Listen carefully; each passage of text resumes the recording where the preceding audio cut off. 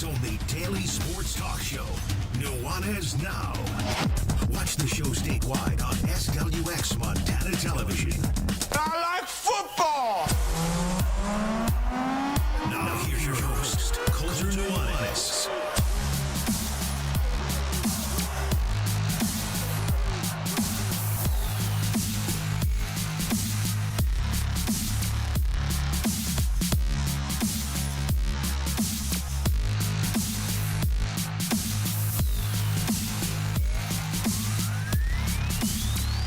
Yo, what's up, everybody? Welcome in. Nuanez Now, 102.9 ESPN Radio, SWX Montana Television, and the ESPN MT app.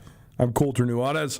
We are coming to you through the Grizzly Disposal Studio here at the Missoula Broadcasting Company. Grizzly Disposal now has one bin recycling. They'll pick it up for you at your house twice a month. Plastic, cardboard, aluminum cans, tin cans, all of it. All you have to do is either add the service or make the switch. 406-541-7171 or visit grizzlydisposal.com. Grizzly Disposal, the only bears that should be in your garbage. How about this for excitement? It's a similar parallel to Grizz fans are very excited about the in-state recruitment that's going on right now. The Grizz have 3 commitments to the football team here as we sit in the last week of March. That's a good start when it comes to in-state. Usually those are the guys that are going to commit first. You're usually not really levying offers to kids until the spring of their junior years, sort of going into the summer before their senior year. And Eli Casper, Quincy King from Missoula Big Sky, Sam Sermon from Missoula Sentinel. Those are all really good gets for the Grizz, I think. Of course, they're going to have to hang on and sign those guys either in December or February, but it's a good start for Bobby Kennedy. That said, I think it's sort of hilarious and also telling that the fact is the Grizz should have the inroad, if not like the almost surefire guarantee that local kids from the Garden City are going to lean toward, if not almost always, if not always, go to the Grizz, right? So on one hand, it's a great deal, and I think it's a mended fence and a good thing for Bobby Kennedy and his staff. On the other hand, it harkens to the question of why wasn't this happening the last couple of years? This is a similar deal to, we will have Bobby Kennedy live on the show here. Actually, not live. I recorded them earlier, and I have to tell you that. Legally, we actually have to tell you when it's not live. But we will have Bobby Kennedy coming up here in about 10 minutes. Sat down with him earlier today, and I say first in a long time, we have not had the head football coach of the University of Montana on this show in a one-on-one format since 2019. It's a long time. Nuanez Now, the property of Nuanez Now, has existed since 2020. Ryan Tutel left the show and went on his, meandering road trip all across the country.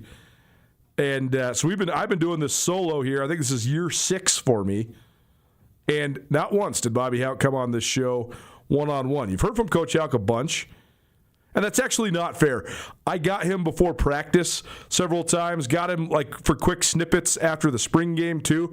So I guess that's not completely fair. Coach Houck came on for 3 to 5 minutes, but it was always in a setting that was either before or after some form of competition, right? This wasn't we're sitting down for an interview and here's what's going to go down. Well, that's what this was with Bobby Kennedy. So either way, again, it's sort of a similar parallel to the recruiting where you're on one hand, this is exciting. This is great. Awesome. Happy to have BK on. On the other hand, you're sitting here thinking, well, we are at the beginning of the day. We are ESPN MT, but we are ESPN Missoula. Well, I sit here in Missoula, Montana. So you're sitting here thinking well, why wasn't this happening more often? Again, to put this in perspective, we've had Jeff Choate and Brent Vigen, the 2 head coaches for Montana State during that drought of Grizz coaches on the show. I mean, I don't even know. Several dozen times. So that's the last I'm going to say about the past when it comes to this sort of stuff, because here we are in the present, and hopefully we're moving forward in the future. But I'm very happy that Bobby Kennedy was willing and and excited about coming on the show, so we'll play that for you here in just a quick minute. We also have some other fun interviews for you. I sat down with Madison O'Connor last night. She is one of the top basketball players in the state of Montana from Baker, Montana. She was definitely the best player in Class B. For my money, she's the best player in the state. There's some great competition for that title. Avery DeCourt at Big Sky is awesome. Jada Davis at Bozeman Gallatin won back-to-back state championships. Her teammate, Ave Odegaard, is a Division I player. Spencer Laird at Missoula Loyola is the Gatorade Player of the Year as a junior. She's going to Stanford. So, I mean, that's a headliner, no question. Cam Ranker at Billings Central is an awesome player who's going to the Lady Grizz. There's a lot of really good talent right now in girls basketball. For my money, Madison O'Connor's the best. She's going to Montana State next year. I just think she has the greatest combination of athleticism, defensive prowess, skill. More than anything, it's her competitiveness and her mentality that I think is going to carry her far. She's an absolute dog. She is a really, really competitive player. It's not just the points. I mean, she's statistically, I think that she finished her career, and the MHSA record book is certainly in flux quite often. But O'Connor finished her career as the all-time leading rebounder in the history of the state of Montana. She is a guard. So that tells you her nose for the basketball. So we sat down with her to talk about Baker's second state championship in the last 3 years. They did it in decisive fashion. They ran through the Class B bracket and then beat Malta in Bozeman to cap sort of a storybook ending to the high school portion of her career. So we sat down with Madison earlier this week. We're also going to talk about LSU and all the crazy stuff that's been going on down there. They have more money than God, or at least it seems like it with the way that they're spending it right now.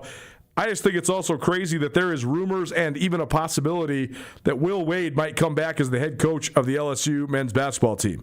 Will Wade, for those not keeping track, was fired in resounding fashion because of a federal wiretapping scandal that got a whole bunch of coaches caught up in it, Will Wade being one of them. Pretty crazy that you could land on the FBI's radar and get fired from a job and then somehow, some way, make your way back and get hired for that same job again. What does that say about college athletics? I think a lot, and I don't think much of it's good. That's all just in hour number one. Hour number two, we'll talk about NCAA tournament. The Sweet 16 begins tonight. There will be 4 games this evening, as well as 4 more games coming up tomorrow. So we'll have plenty of analysis for you on those. And we also will talk about the last basketball game, or at least the latest and potentially last basketball game here in the state of Montana. Montana State's women host Portland tonight.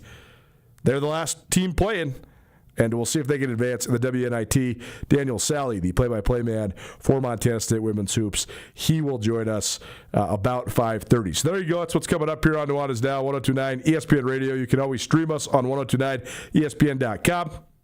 You can also always text us, 406-888-1029. You can also always find the show on YouTube, Facebook, and on Twitch. And we appreciate you for tuning in, no matter how you are tuning in. I know a lot of people have a mortal fear of listening to themselves talk. This job's certainly not for you, if that's one of your fears. But I will say at this exact moment, I'm pretty tired of listening to myself talk, and I can't imagine how tired Jeff and Hayden are of listening to me talk. It's awards season, which means we have to submit our reels. It might sound like a pretty simple task. Well, when you do 2 hours a day, I don't know how many days a year do we do this show, 250? You got a lot of content to go through to pick out little snippets. And then when they want you to make the reels 15 minutes long, you're sitting here racking your brain and you're like, well, I hope the show is good always, and I think it is. And I hope that anything we broadcast, whether it's Paddleheads or Grizz Hockey or Grizz Lacrosse or the ESPN Roundtable, I hope that it's all good. I mean, we take a lot of pride in what we do. I don't think you guys would be sitting here listening all the time every day unless it was pretty good. But when you try to put together the reels, it's a task, certainly. So we've been grinding on that. It's always an interesting timeline because I spend most of the first 3 weeks of March sort of on the road, whether it's the Big Sky tournament or the state tournaments for basketball, or then March Madness the first weekend. We're either at the tournament or at watch parties watching the tournament. And then Jeff always goes on his long Grizz Lacrosse spring break opus, like we like to call it, a week plus on a bus going all over the United States. So then we always get back and we're like, oh, dang it, we got to submit those reels on Thursday. That's all to say, appreciate the guys in the back. I sent no less than 15 emails about this. Had the group text churning like once every 2 weeks for the last 3 months, but we got most of them in. We're the due date's today, so we'll have them all in. I know you guys don't worry about the award part of this whole thing or anything like that, but it is gratifying to get recognized for your work. But more than anything, I'm talking about it because it is tedious to do it, but I appreciate these guys for spearheading the editing of all of it, and maybe we'll take home some hardware. But either way, appreciate the guys behind the glass for their work on our E.B. Craney awards reels. Let's talk some Grizz football. A part of this about this, hopefully the first of many, with the new head coach of the Montana Grizzlies, Bobby Kennedy, joining us here now on Nuanez Now. Coach, we appreciate you taking some time. How you doing? Thanks. I'm doing great. Thank you so much. I want to talk to you just sort of about the evolution of your coaching career, because I asked you a little bit about this when you first got introduced, but I want to hash it out a little bit more because you've been doing this for a really long time, but you get your first opportunity as a head coach. So first of all, what have been some of the maybe surprises that you've encountered so far in a month plus of being the head football coach for the Grizz? Just probably budgeting your time in terms of how many people want your time, whether it's players or media or boosters, people that stop in, off the street.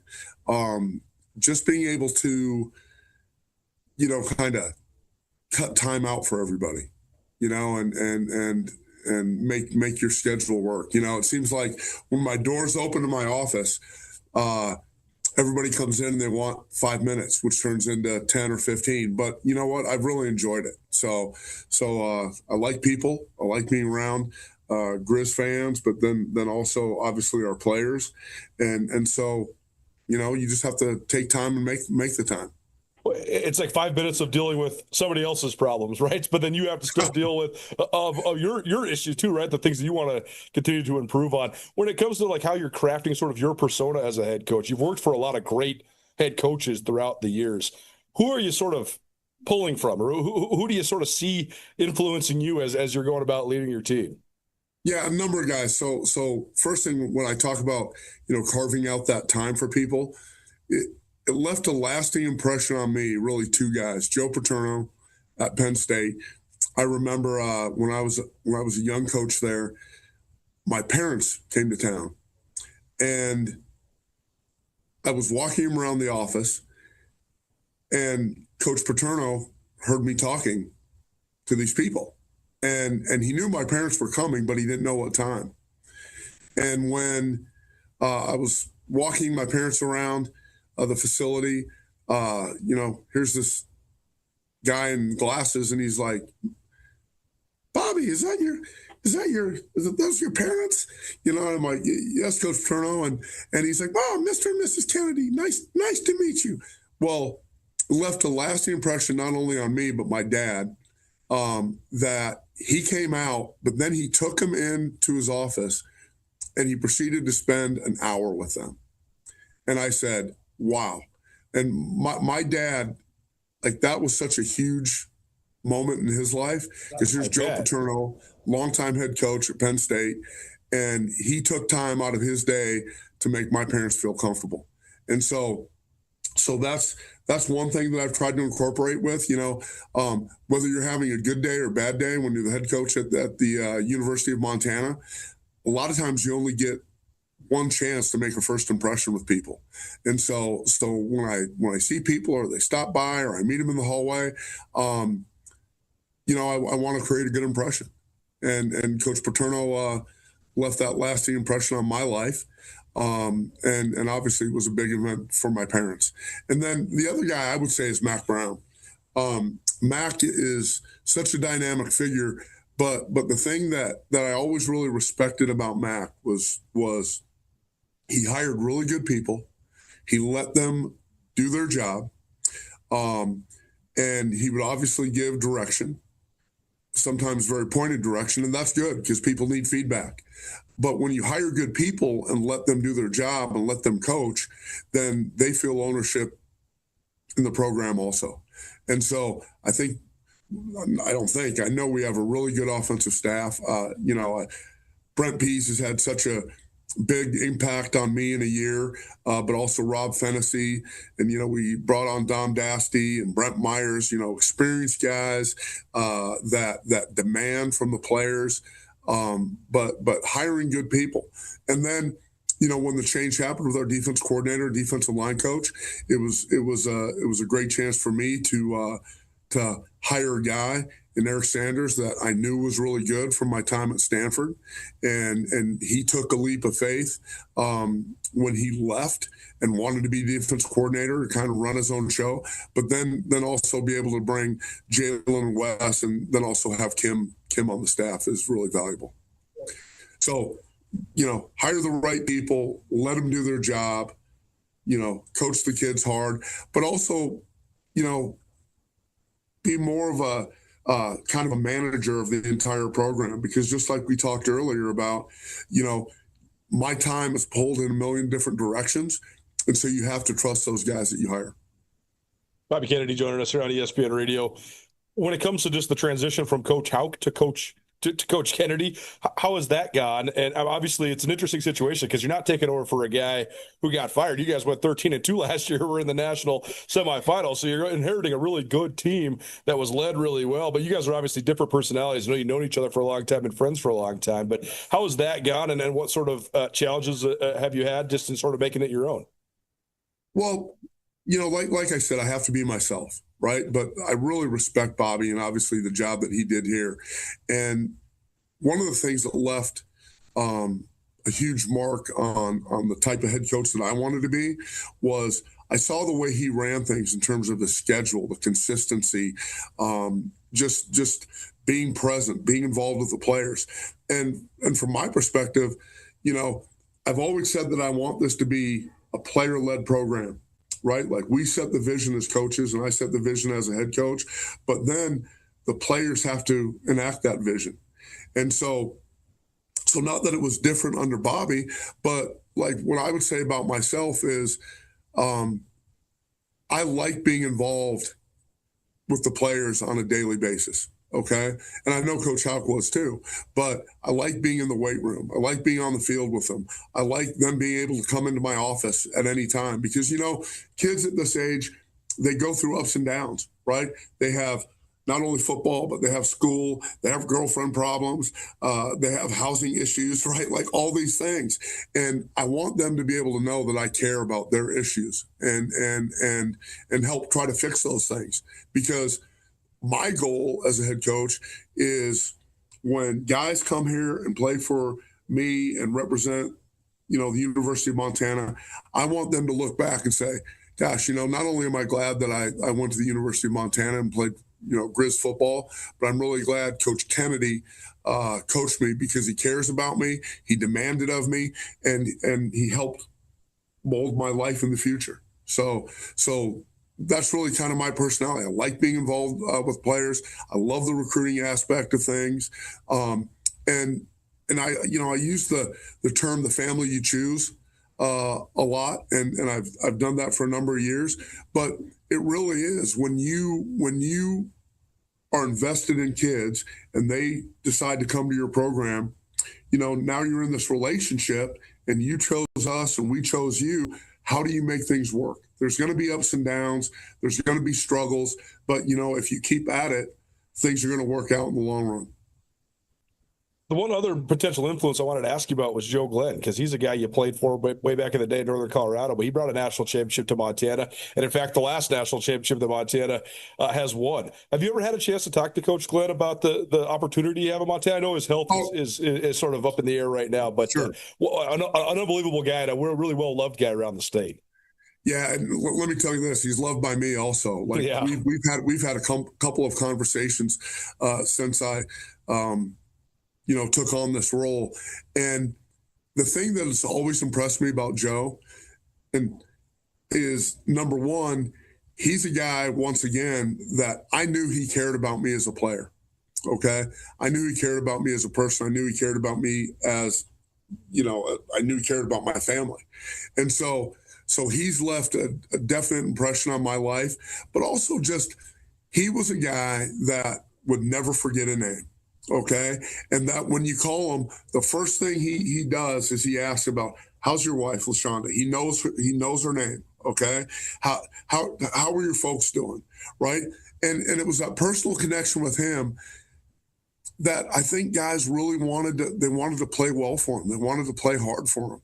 And then the, being out in the community, I know he was a great guy in the Missoula community and around the state because he did care about this program and he cared about getting to know people, and he's such a great guy. And like you said, I know he's going through some downs right now, but you would never know it because he always has that great dynamic personality. One of the best stories we have about Coach Glenn, 2023, we were doing the show and he was on live and the power went out, but our generator kicked on. So we were able to stay on the air, but we couldn't go to a commercial break. So I said, Coach, can we keep you here? And he goes, I'll tell stories for as long as you want. He told stories for 45 minutes on live radio till we got the power back out. It was awesome. One of my favorite moments of my career. Bobby Kennedy joining us here on Nuanez Now. So let's talk about the here and now. You mentioned Brett Myers. That's one spot I'm really interested in your football team is the offensive line. You obviously lose a ton of seniors there, but you bring in a guy with, more years coaching experience than I've even been alive. He's been doing it for about 50 years, and he's had a lot of great offensive lines, especially in the Big Sky at Weber State. So just tell me about that group. You have a new coach leading the way, but also a whole bunch of new faces. How do you think it's gone, and what are you looking for out of that offensive line so far this spring? Yeah, so we're looking for continued development. And what I've seen out of that group, I mentioned it the other day when I was being interviewed, that they've put back-to-back-to-back days that have been really good. I see growth out of those guys. I see improvement every day. Monday, when we came back from spring break, they started a little slow, but then yesterday in practice, they did a great job. And talking about Brent Myers, we coached together at the University of Washington. And so I've worked with him before, very comfortable with him. But what's great about him is he's technique driven. He's also very sound on what he teaches. He demands, but the same thing, right? Like if you demand, and kids don't think you care about them, then sometimes they go in shells. Okay. Well, the thing that I know about Brent, because I saw this at Washington, he's been great places, ASU, Louisville. You mentioned Northern Arizona, Weber State. He's a really good, sound, technical coach. But the thing that I think he brings to the table for our program is that he can push these guys and demand, but they know he really cares off the field also. What do you think of the opportunity some of those young guys have? Because Montana obviously has recruited well on the offensive line in recent years. Those guys have sort of just been waiting their turn and building up their bodies. But now you have a whole bunch of third-year sophomore, fourth-year junior type of guys that are sort of vying for spots there. So what do you think of the opportunity those guys have to sort of solidify your front? Yeah, huge opportunity because, number one, obviously everybody knows about our quarterback and our running back and things like that. We are going to be driven by that offensive line. As they go, we're going to go. And like I said, I see just really good improvement out of those guys every day. I think of our center, Koa, and there's so many guys, and we're kind of mixing and matching different lineups and things like that. But I'm really encouraged, and the thing that really impresses me is they work. They know nothing's going to be given to them. They got to get better every day, and so I'm really encouraged by those guys, and I can't wait till it's all said and done. I think people are going to be really happy with that group. On the other side of the ball, the defensive front obviously going to be a huge priority for you guys as well. And with a little bit of a scheme change, what have been your impressions of that? And I know maybe there's probably some guys that are playing sort of new roles there, maybe moving around a little bit. So what have you seen from that? And then what's sort of your priority there on the defensive front? Yeah, so one of the things that we've kind of emphasized, we like the guys that we have on the defensive front, but one of our goals is going to go out and try to get some bigger guys, and then the guys that are in the defensive front, we've got to put some weight on because we've got really good linebackers. I think our secondary is going to be really solid, but we need those guys to plug those holes, the run lanes in the front and then rush the passer. But we need to free up our linebackers. And so if we can get those guys bigger and obviously stronger, and I think like Dan's done a great job in our weight room, but if we can get those guys bigger and stronger and then add a few more pieces with some size, I think people will be really pleased. Well, last question for you here today. We can catch up on some of the other stuff maybe a little later on here in spring, but when it comes to your role as the head coach, I mean, you've been on the offensive side of the ball your whole career. You're an offensive guy. When it comes to evaluating the whole team, but specifically the defense, how do you go about honing your process for sort of knowing who's doing what and who's thriving in certain positions? So what's really interesting, I kind of learned a lot from David Shaw, okay, especially in the recruiting process. For example, our process for recruiting is, the area coach looks at guys, and then the position coach, and then our defense coordinator, then they meet as a staff, and then they bring those guys to me. And whether it's on the field or in recruiting, right? Like I had an opportunity in the past to evaluate defensive guys. One of the reasons why I've always liked to not just position specific recruit is it was a great opportunity for me as a coach, as a young coach, to learn how to evaluate defensive players, right? And recruiting those guys and then bringing them to the defensive staff. So what I'm doing is I'm taking that knowledge that I gained from the past when I recruited defensive players, and we also asked the defense coaches, hey, what are the 3 or 4 things that you're looking for?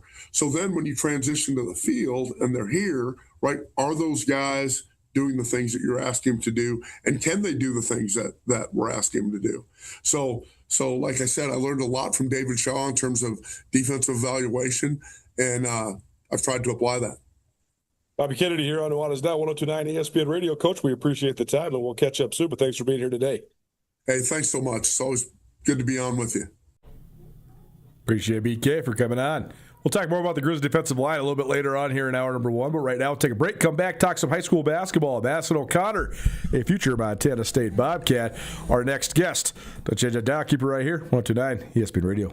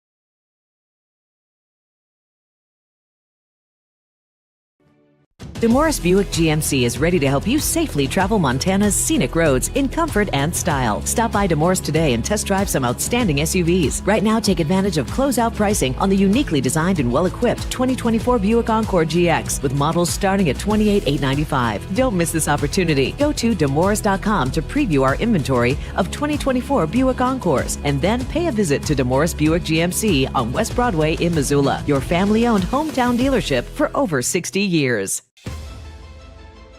It's easy to see why Montana is the treasure state. At the University of Montana, we look inside. We see an old truth with fresh eyes, that Montana's greatest treasure is its people.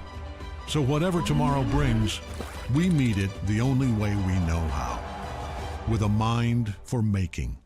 Because what's made in Montana is remaking the world. Association. ESPN Missoula Sports Center.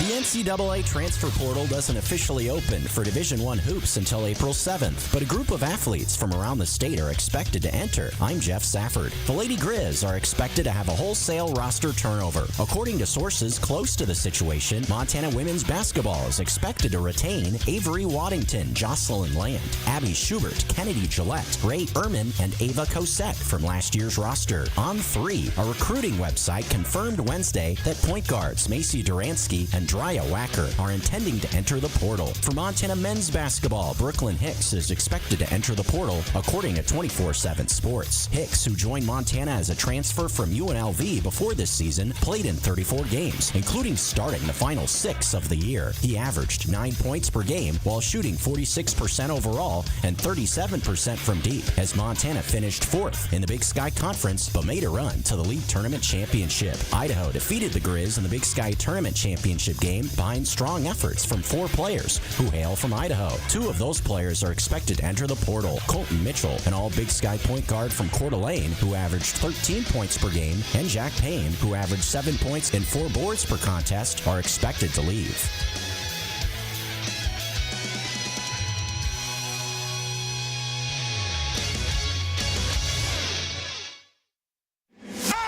It's Nuanez Now on 102.9 ESPN Missoula. Watch the show statewide on SWX Montana Television.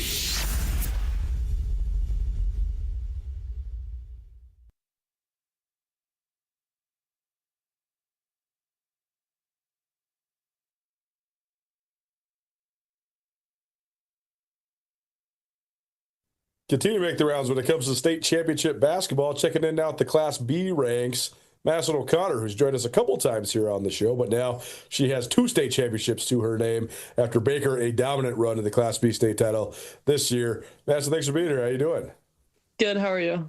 Good. Appreciate you being here. So first of all, just tell me about just your mindset, both you as an individual and also as the team going into that state tournament. 'Cause I know you guys won when you were a sophomore, then lost in the title game your junior year, but then you took it home this year. So just take me through just how you were feeling going into the state tournament and just how hungry you guys were to chase that title. Yeah, for sure. Just knowing that every game was going to be a lot better than what we've seen throughout the year, and just knowing we're going to need to take it one possession at a time and keep our composure the whole time and just play our side of the ball, and we'll do great.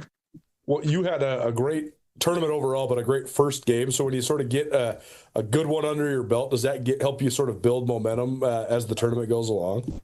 Yes, for sure. It's always great to start off with a good start, especially in the first game going in, knowing that each game it's just going to get harder. So having a good start was great for all of us.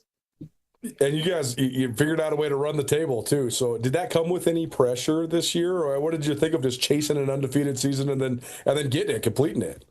I know it was pretty surreal. Later in the season, we're like, oh my gosh, guys, we haven't lost. It's such a weird feeling, but just knowing that if we just play our game, we'll do perfectly fine. The outcome is what it is, and it just happened to be our year this year. Well, certainly your year this year for sure. Did you think the way that last year ended with you guys coming up just short, did that motivate you guys as a team coming into this year? Yeah, for sure. I'd say all of us, just losing a state championship isn't a feeling that you want to feel again, for sure. And so just knowing that every time we're in the gym, we're looking at that state tournament and just trying to get back to the championship and finish it, not just for us and ourselves and our teammates but for our family, community, coaches, everyone who has put time into us. It's for all of them too. Madison O'Connor joining us here on Nuanez Now, 102.9 ESPN Radio. She's a senior at Baker High School, and they won their second Class B state championship in the last 3 years. Just building the amount of success you guys have had the last couple of years, what's gone into that? What have been some of the factors that have helped you guys reach this high level? It's for sure just been in the time we put into it, all of us as a team, and then just all the other people that help us, like our community, like I said before, and our parents who put in time for us, and all the extra hours we're putting in outside of practices, and the coaches we have are amazing. So all of those factors really come together and allowed us to kind of use our chemistry. Also this year was a really big factor for us. We've all been playing since we've been in the 4th grade together. So knowing it was our last year and just doing it for one another. Class B has been really tough, too, the last several years. I mean, there's been some great teams, right? I mean, obviously, Huntley Project last year, and then this year, I mean, I thought Florence was really good. I thought Loyola was good. Glasgow was good. Of course, Malta, who you played in the state championship, was good. So when you know you do have good competition, oftentimes, like, how much does that help you just elevate your level of play? It's awesome. Playing great teams only allows you to go up. So just the more times we can play good teams, we really took advantage of that and just tried to get better. When you knew it was going to be Malta, what did you think of the matchup, and how do you think you handled it? Because, I mean, a sort of familiar opponent for you guys. Yeah, for sure. I would say if we can just, them having Denver to us, like we don't have a post like that this year. We're a bunch of just guards kind of who just run the court, and we're like, okay, we got to play defense and we can't be getting foul trouble and just have to rebound and box out basically. So knowing if we put enough ball pressure on that, you know, they couldn't get those post entries that they wanted. And that's kind of what we did to kind of surpass them throughout the game.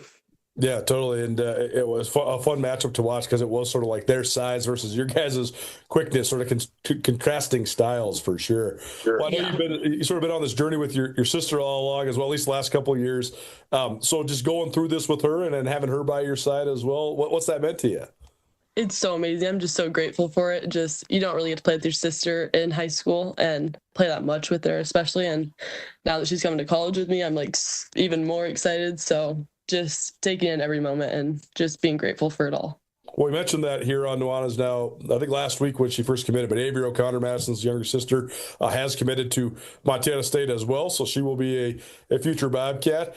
How have you seen her grow as a player? Because it seemed like she took a big jump here. She was a good player last couple of years, but it seemed like she took a big jump this year. So how have you seen her improve, and what do you think has made her into a Division I player? For sure. Just like she used to be like so small, and then like she had a growth spurt. So I think that really helped. And she's long and plays great defense and knows when to pass, knows when to take over, kind of does all the little things correct. And that's kind of what builds you to the player. That's what has built her to be the player she is today. So just playing with her has even helped me with my game, and she's made me so much better to this day. Yeah. Well, last question on the here and now, and then we'll sort of talk about the future a little bit. But to go out with a state championship, but also to play so well yourself, I mean, 39 points, I think you had 18-something rebounds. So, I mean, to sort of cap your high school career like that, what went into that, and what did that feel like to just have such a great ending to it? Yeah, for sure. There's definitely no better way to go out than with a state championship and being 26-0. So all of us that was the only way we wanted to end it. And I'm so glad that we could end it that way, and just finishing off with a great game. And just, the first half was really rough for me. I couldn't really get shots to fall. And then just, I think having my sister and just my teammates by my side, because I can always lean on them and they can lean on me. And our chemistry is just so good that we kind of just play off each other. Then one person starts playing good, then one after the other, just a domino effect after that. So just knowing that it was our last game together, we put it all out on the court for everyone that was there watching. Certainly a great way to end. Madison O'Connor joining us here on Nuanez Now 102.9 ESPN Radio, as well as SWX Montana Television and the ESPN MT app. As you listen to this here today, her future team, Montana State, last basketball team playing in the state of Montana. They play this evening against Portland in the WNIT. So what do you think of just the run the Bobcats are on? I know it was a heartbreaker for them to lose in the Big Sky title game, but kind of cool they got this tournament bid, and now they've won a game. So have you been following along, and what do you think of your future team and their run they're on right now? Yes, they're doing great. I'm so excited for them, and just having these home games is so amazing. My sister went to the last one. I'm sad I couldn't go, but I'm looking forward to watching them this Thursday. Well, certainly it's going to be fun. Tell us about just sort of your path to Montana State. I know you had plenty of potential suitors when it came to recruiting. So what made Montana State stand out? What made that the right fit for you? Yeah, for sure. I think I've always known that I was going to go there. I just wanted to see what other opportunities could come. But especially knowing my mom went there, I could just follow in her footsteps and the legacy she kind of created and create my own possibly. And I kind of just let it fall. And then one day I was actually going to go take a few more visits I was planning. And then I was like, why would I go do that when I know this is my home? So I called one of the coaches and I was like, I need to surprise them. Like, what should I do? And it was just such a great moment. It was so exciting. Well, it's a cool moment for you and for your family for sure. What are the things that you like about the way you fit into that Montana State program? I mean, as somebody that analyzes this, I think you're a perfect fit for what they do.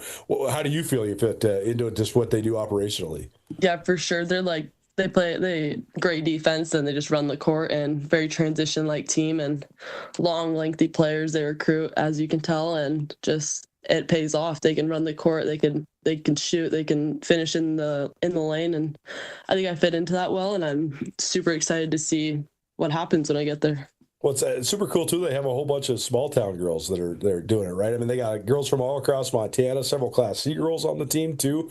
So, I mean, as somebody coming out of Class B, does that give you some confidence knowing that there has been young ladies that have made the transition pretty seamlessly? Yeah, for sure. That definitely helps. Well, good. What are you most excited about in terms of your next chapter of your basketball life? I think just playing like with and against so many like great players. I think it's like such an honor like to play with them, especially like I'm super excited to play with Taylor Turk. Like she's awesome, and that's just like one of the main things I'm really excited for. Yeah, it would be horrible to go against her and really fun to play with her. Yeah, for sure. Every time she's stealing the ball from the other point guard, I'm like, man, that would be miserable to have her. Yeah. Well, anything? Are you going to do track this spring, or what's next for you to finish out your high school career? Yeah, I'm doing track right now, actually. Nice, cool. Well, hopefully it finishes up well for you, and hopefully everything goes well. But we appreciate you for sharing some of your senior year here with us today. Yeah, sweet. Thanks for having me.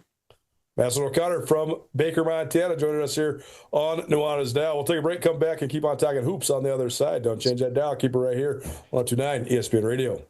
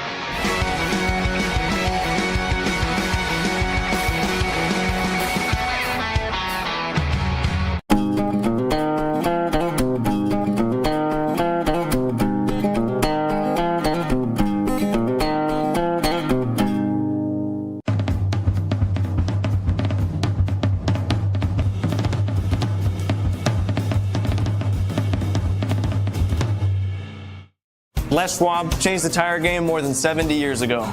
Today, we still believe you should get more from less. Like more hustle, less hassle.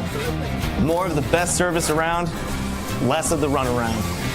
Because we include America's best tire warranty in every tire we sell. So you get more unbeatable warranty, less charging you extra. It's why we're more than proud to say, you get more from less.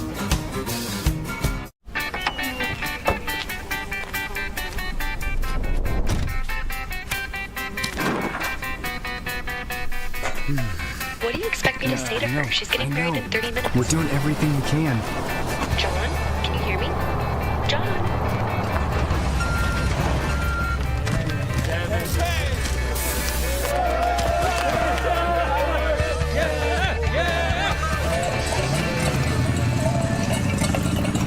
Mountain Town Vacation Rental Management, your local partner for vacation rental success. We provide a fully customized hosting experience tailored to your needs and goals. Your home is listed on every major site, helping you maximize visibility and bookings. And our local team is available 24/7 to handle guest needs and booking inquiries. Let us take the stress out of managing your vacation home. Contact us today at mountaintownvrm.com or give us a call at 406-369-3080.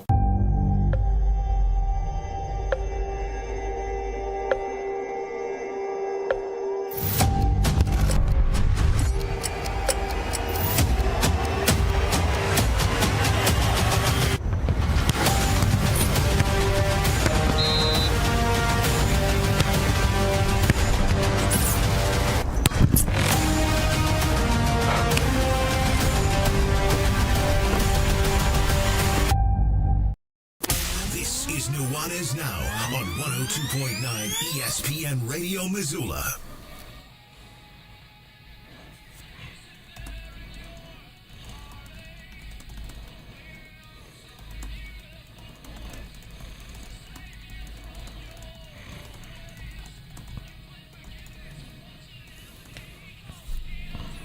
Thing nah.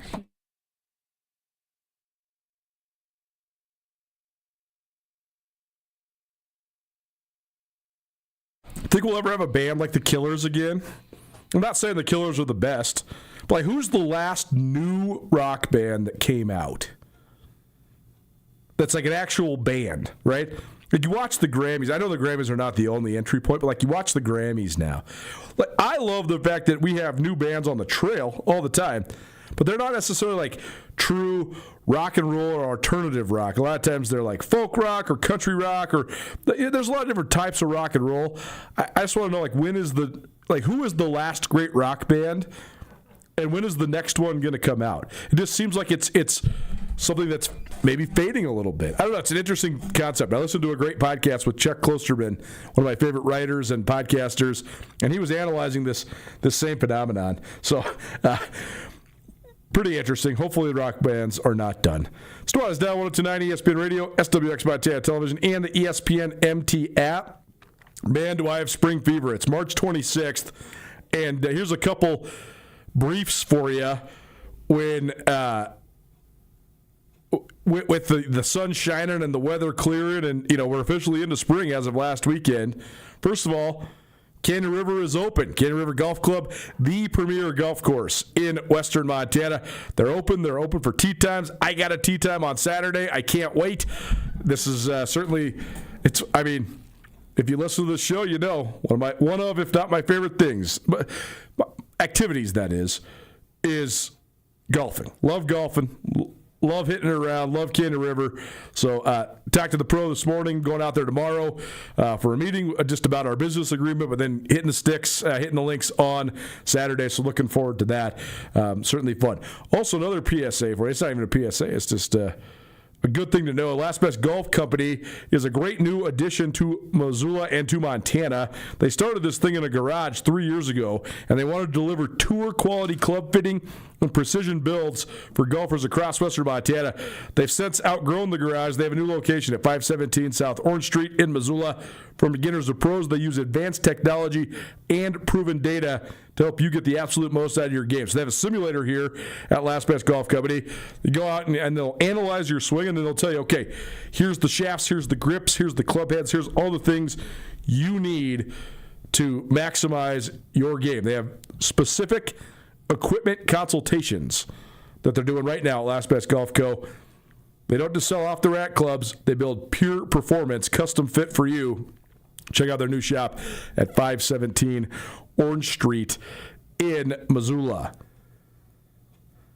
I thought this was a pretty crazy news brief. First of all, if you followed the wiretapping scandal from a few years ago, it's just crazy how much the wide world of college sports has changed. But a couple big-time college coaches got wrapped up in this wiretapping scandal. The FBI was doing a wiretapping. And I can't actually remember the exact entry point, because the wiretapping was actually about not college basketball, but then there was like two assistants and two head coaches that got wrapped up in this. Will Wade was one of them. He was one of the youngest coaches in all of college basketball. He was at LSU. The wiretapping did not result in a federal crime for him. It did for a couple of the other guys that were involved in this from the collegiate level. It did not result in that for Will Wade, but it did result in then the leaking of and all this information that came out about all these different recruiting violations that he had and was committing. So when this all went down in March of 2022, Wade was fired resoundingly by LSU. Level 1 violations, level 1 recruiting bribery. Well, Wade's a heck of a coach, right? But he also, there was a lot of then skepticism about like how good of a coach is he, if he's just bribing and cheating. Well, now, is there such thing as bribing? Like, is there such thing as recruiting bribery anymore? No, right? So, like, on one hand, I think, okay, this guy got fired for blatantly breaking rules that everybody in the sport knows existed. So that deserves punishment. On the other hand, I think Will Wade broke rules that existed 4 years ago, and they don't exist anymore. So maybe he should get some grace. It's like Reggie Bush. Reggie Bush was receiving impermissible benefits at USC, and he got punished for that. He got his Heisman stripped from him. At the time, it was cheating. At the time, it was wrong. Well, then it came back around where now, like, if Reggie Bush was coming out of high school and USC gave him or his family $500,000, which is what the allegations were back then, does anybody blink an eye? It's like the Cam Newton quote-unquote scandal. Cam Newton's father received $167,000 in cash from Auburn. Can you imagine the deal that is now? $167,000 to get Cam Newton, and he wins the Heisman, and Auburn goes undefeated and wins the national championship. This is the greatest deal in the history of NIL. But NIL didn't exist back in 2011. So this is illegal, and everybody was trying to blackball these guys for these actions. So it's just this weird gray area, right? Like, do people deserve to get... I believe this. I believe that Will Wade deserved to get punished for cheating in 2022 because what he was doing was blatantly against the rules, and the rules existed, and there's no way he could claim negligence. He fully understood that what he was doing was breaking the rules. Period. Okay, so he deserves punishment. I also believe that he definitely deserved a second chance, and he's paid his dues now. He went to McNeese State, got him to the NCAA tournament. Went to NC State, had him on the brink of the NCAA tournament this last year before they lost in the play-in game to Texas, University of Texas. And I mean, let's be honest, they're in the tournament. Like, they're in the round of 68. They're in the first four, but still a tournament berth. Now there's a bunch of speculation swirling around that Will Wade's going to return to LSU. Again, I think that if you break rules that are clearly in existence, you deserve punishment for that.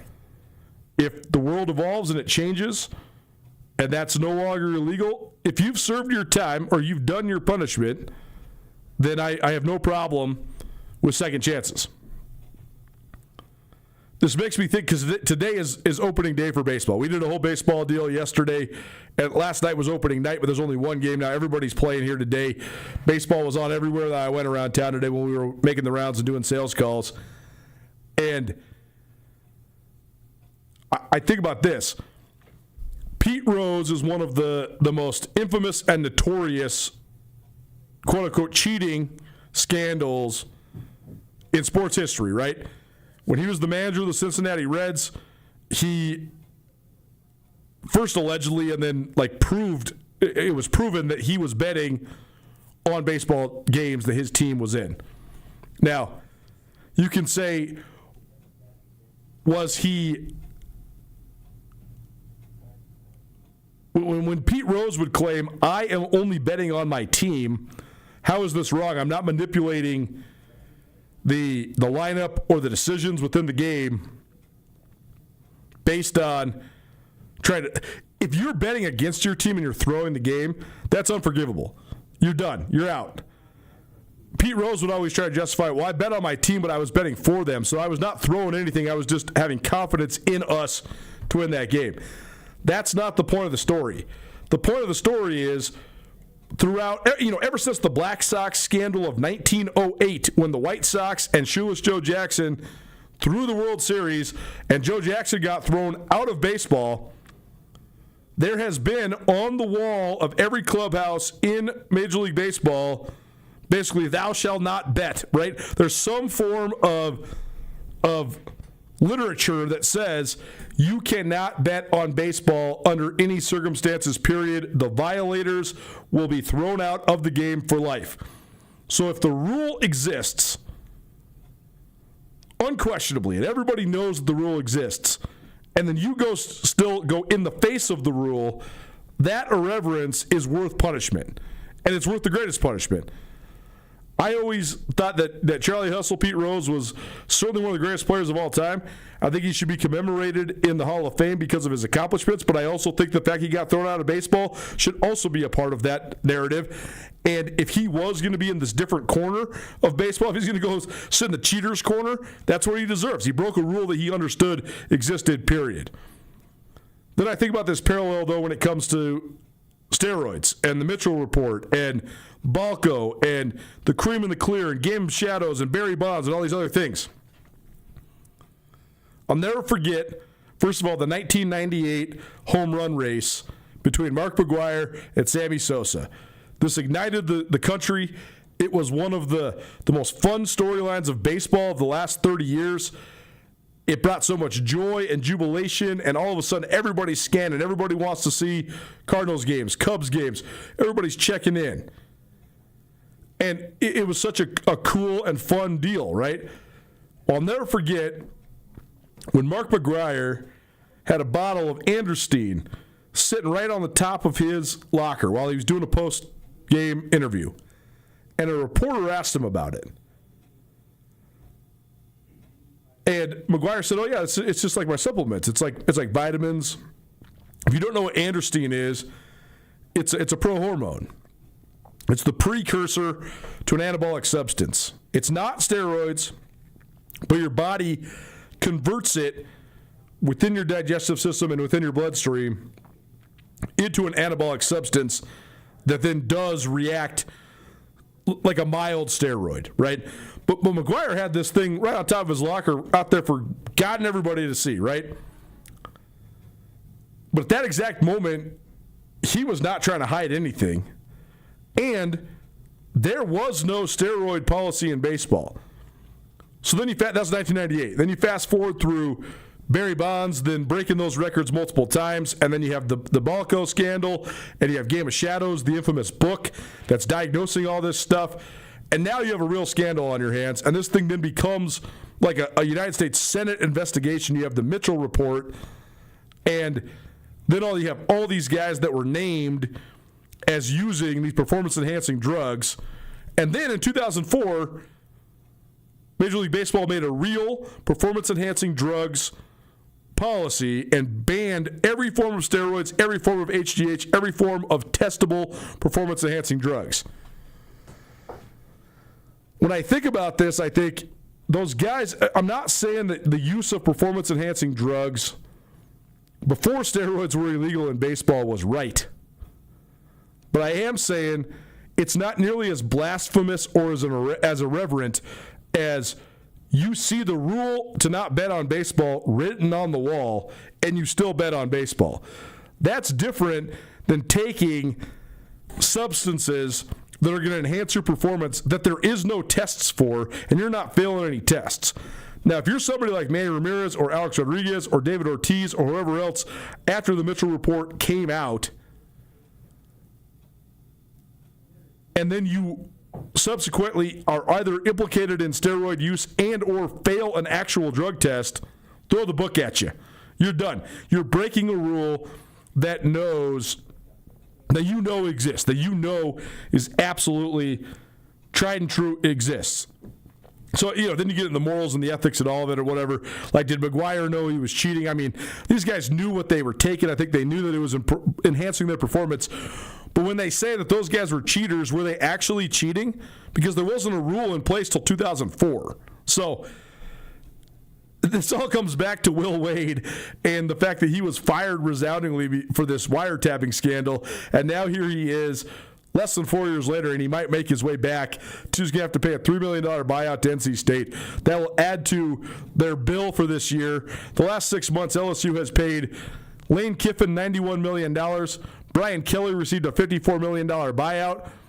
They also have a $40 million payroll for their NIL. That's reported by on whoever puts those numbers out there. That could be a little bit vague. But let's just say conservatively, 20 to 40 million. That's sort of like where we're at for these Power 4 programs. They also gave Matt McMahon an $8 million buyout, and they're going to have to give Will Wade an $8 million or a $3 million buyout from NC State. So you add all that up. That's about $200 million in the last 6 months for LSU in all these fees. Nuanez Now 129 ESPN Radio. Text in from a loyal listener, our good buddy Kyle Sample. He says, Will Wade deserves no grace. He's a scoundrel with no dignity. He resigned from NC State via an email from his agent. The dude has no character. He's a mercenary. I agree. Will Wade has driven me crazy way before the wiretapping scandal. Like, that guy stinks like a rotten fish. Like, you can tell that guy is a absolute slime ball. You can see it in his everything, his interactions on social media, his sideline reports, like anything he's doing with reporters, it's terrible. And I often think about this. Like, I think about this when you're talking about can coaches go to the highest level. Brett Vegan is a great litmus test for this right now.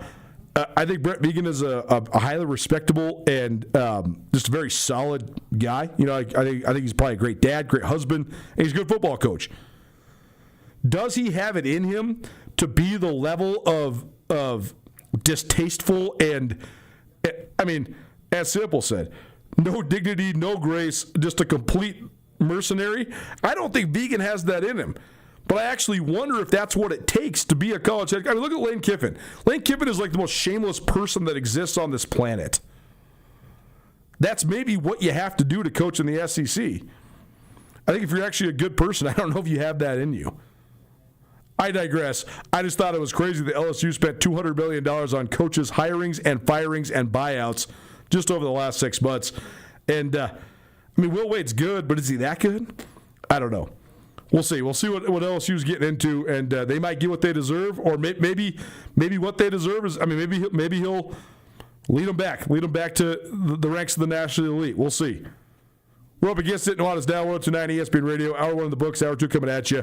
We'll break down the 4 matchups tonight, the 4 matchups tomorrow within the Sweet 16. We'll also talk about the WNIT, Montana State's women's basketball team, the only team left in the state of Montana that's still playing. Daniel Sally, the play-by-play man for MST women's basketball, joins us next. Actually, he'll join us about 5:30. We'll talk NCAA tournament before that. But all of it on the docket on the horizon. Don't change that down. Keep it right here. 129 ESPN Radio.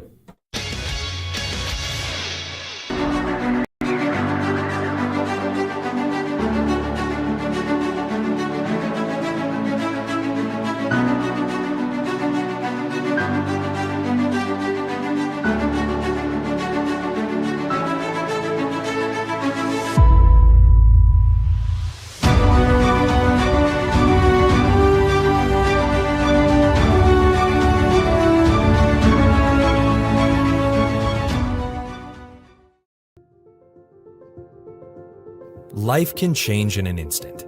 If you've been hurt in an accident, suffered from medical negligence, or are facing criminal charges, you don't have to face it alone. At Ryan Miller & Coburn, we're here to listen and fight for you. We're your neighbors, traveling across Montana to stand by your side as your link to justice. Real people, real help, right here in Montana. Ryan Miller & Coburn, your Montana attorneys.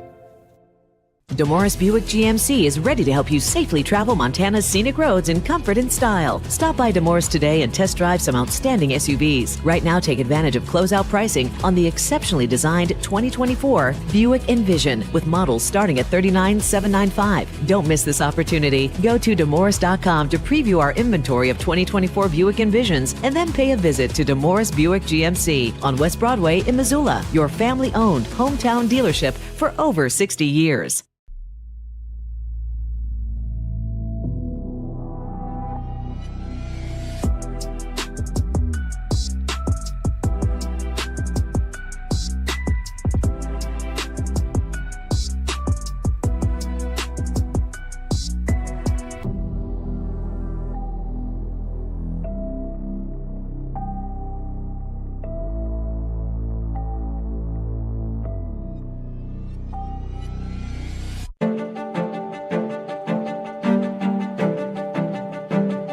Life's about the journey, not the destination, right?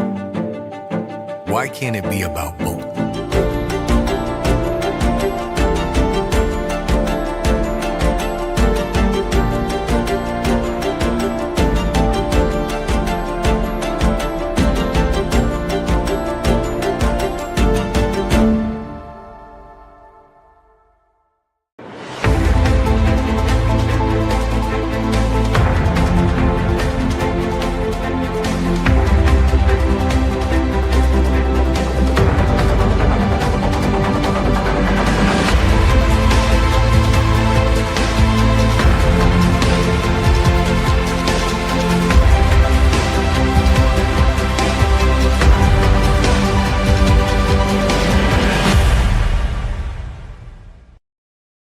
ESPN Radio for Western Montana, KKVU HD3 Stevensville, and 102.9 FM on K275BS Missoula. ESPN Missoula Sports Center. The NCAA transfer portal doesn't officially open for Division I hoops until April 7th, but a group of athletes from around the state are expected to enter. I'm Jeff Safford. The Lady Grizz are expected to have a wholesale roster turnover. According to sources close to the situation, Montana women's basketball is expected to retain Avery Waddington, Jocelyn Land, Abby Schubert, Kennedy Gillette, Ray Ehrman, and Ava Cosette from last year's roster. On3, a recruiting website confirmed Wednesday that point guards Macy Duransky and Drya Wacker are intending to enter the portal. For Montana men's basketball, Brooklyn Hicks is expected to enter the portal, according to 24/7 Sports. Hicks, who joined Montana as a transfer from UNLV before this season, played in 34 games, including starting the final 6 of the year. He averaged 9 points per game while shooting 46% overall and 37% from deep, as Montana finished 4th in the Big Sky Conference but made a run to the league tournament championship. Idaho defeated the Grizz in the Big Sky Tournament Championship game behind strong efforts from 4 players who hail from Idaho. 2 of those players are expected to enter the portal. Colton Mitchell, an all-Big Sky point guard from Coeur d'Alene, who averaged 13 points per game, and Jack Payne, who averaged 7 points and 4 boards per contest, are expected to leave.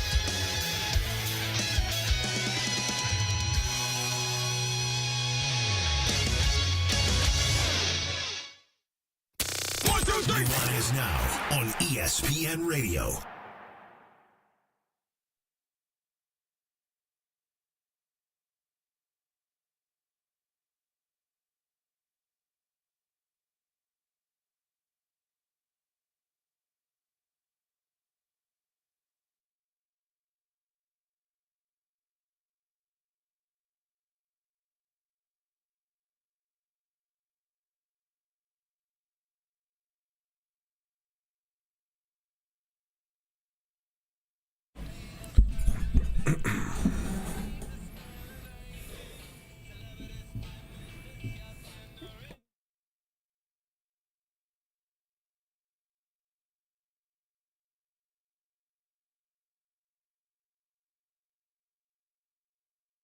It's actually crazy that song wasn't more controversial. Like, I actually wonder if people actually knew what it was about, or if they listened to it more closely. That could have derailed those guys. I'm not going to explain it to you here, but go listen to it, pull up the lyrics, read through it, and then I don't know. You'll know what I'm talking about. It's Nuanez Now 102.9 ESPN Radio, as well as the ESPN MT app. No SWX here in hour number 2 because we have Seattle Kraken coming up here on SWX. If you missed anything in the first hour of the show, you can always find it on the Nuanez Now podcast. We heard from Bobby Kennedy, the new head coach for the Grizz football team. I'm going to stop saying new here pretty soon. It's been nearly 2 months now. He is more than halfway through spring football so far. And the spring game coming up here in just a couple weeks, April 10th, Washington Grizzly Stadium. So by the time that's in the books, he's not new. He's just the first-year head coach for the Grizz, right? But fun catching up with them. Talked about some of his coaching influences, from Joe Paterno to Mac Brown to David Shaw to Bobby Houck. He's worked for some really good coaches, and now here he is, more than 30 years into his career, and 59 years old, getting his first crack at it as a head coach. We also heard from Madison O'Connor, Baker High School senior, recently anointed state champion. The Spartans won the Class B girls basketball state championship for the second time in 3 years. O'Connor was amazing. She had 38 points and 19 rebounds in the championship game. And she went 39, 32, 38 for the 3 tournament games. So you could say she went out with a crescendo, no doubt about it. She's also a future Montana State Bobcat, and so it's fun catching up with her. We also talked about the mercenary, Will Wade, but also what it all means in terms of cheating. If you know the rule exists, if you don't know the rule exists, if there isn't a rule that does exist, how much grace do we grant people when rules change? An interesting conversation about Will Wade as he leaves NC State, reportedly going back to LSU, a place that he was resoundingly fired from 4 years ago. All that in the first hour. You can find it on the podcast. Please rate, review, subscribe. We appreciate you for doing it. It's a Thursday. It means it's a Thirsty Thursday. This is our most popular thing. You guys are so predictable. Sandwiches, wings, beer. I mean, I can't say I'm any different. Like, what do I want? I want sandwiches, wings, and beer, right? We give you a chance to win some beer from DraftWorks each and every Thursday. All you have to do is text us. Text us Thirsty Thursday, 406-888-1029. That's 888-1029. Text it right now, Thirsty Thursday. Every Thursday here, probably presented by DraftWorks Brewing. We have a $25 gift card for you to DraftWorks, 406-888-1029. Let's talk some NCAA tournament. By the way, while we're on the topic of our phone number, if you are in our tournament challenge, you got to text up. Like if you're on the front page, like right now, we got like 300 entries in this thing. But if you're on that front page that has like 20, I think there's 25 per page. If you're on that front page, text us your name. Tell us, okay, here's my real name, here's my username. We're just trying to get as much of a call to action as we can. So when I look at the bracket, I know that, like, I know some of your guys' names. Like, some of you have usernames that are pretty close to your real names, or some of you guys are my friends, so I know like your nickname or whatever, or like I've done other fantasy leagues with you or whatever, so I know what your moniker is. But that's only for some of you. A lot of you, when you just when you're JKG 5679, I don't know who that is, but I can't access your personal information. Like when I click on it, I can see your bracket, but I can't see who you are. So if you are in the running for the prizes, we need you to text in. This has been pretty easy to figure out sometimes, and other times we'll have somebody so the top three placers are going to get prizes. The grand prize includes a $500 gift card to Jewelry Design Center. It also includes this awesome hobby box from a hockey hobby box from Zootown Sports Cards. I'm not going to let the guys in the back check out the hobby box because we might have a robbery if we do. These guys are going to want this, so we're going to keep it away from the hockey guys. That's going to be part of your grand prize. We also have a whole bunch of gift cards and other prizes, concert tickets, etc., from a variety of different fun supporters, including Taglieri Deli, DraftWorks Brewing, the Desperado Sports Tavern and Grill. We got some wings. So we need to know who you are, though. We got a couple weeks to figure this out. I'm just going to keep on doing the call to action because we need to know who you are. So if you are on that leaderboard and you know it, text us, 406-888-1029. That's 406-888-1029, and tell us, okay, I am this person and here is my username. Okay? We need you to do it. Like right now, I'm looking at the Nuanez Now bracket, which, by the way, I'm not doing too shabby myself. So sometimes when I do well, I feel happy, and then when I do terrible, and all you guys make fun of me, and also, dunk on me because you beat me. I mean, it's all part of the fun. Like right now, Seth W _07. I don't know who you are. I need to know who you are. You're in first place. You're 99.9 percentile right now. You got over 550 points. Tell me. Seth W _07. 4201 Brett's Picks 24. No idea. Placeholder bracket names. No idea. Jesse Talk Sports. No idea.